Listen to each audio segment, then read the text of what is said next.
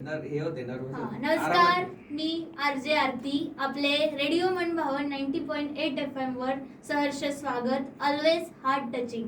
आज आपल्या सोबत आहेत असिस्टंट कमांडंट रुपेश सिंग पाटील यांची आज आपण मुलाखत घेणार आहोत. तर सुरू करूया.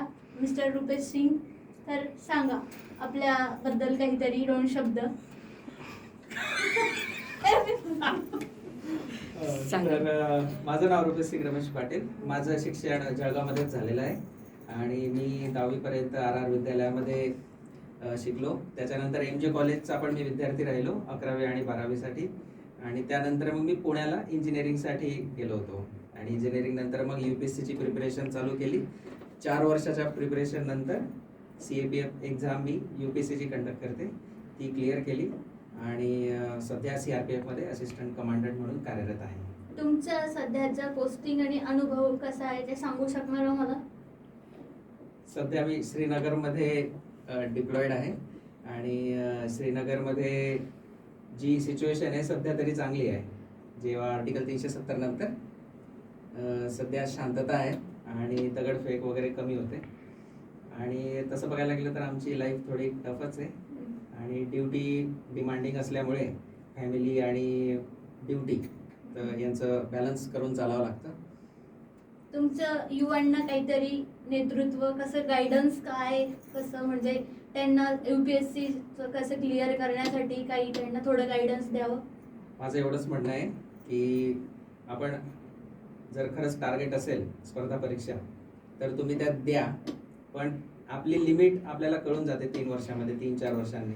कारण की विशेष सायकल आहे. एकदा जर का द्यायला लागलो तर आपण ॲडिक्टेड होतो एक्झामसाठी आणि याच्यामध्ये बरेच वर्ष आपले निघून जातात आणि हाती काही लागत नाही. पण मग याच्यामध्ये आपल्याला ट्राय पण करायचं आहे आणि आपली कुवत पण ओळखायची आहे. त्याच्यानुसार आपण ट्राय पण करत राहायचं आणि मन लावून करायचं.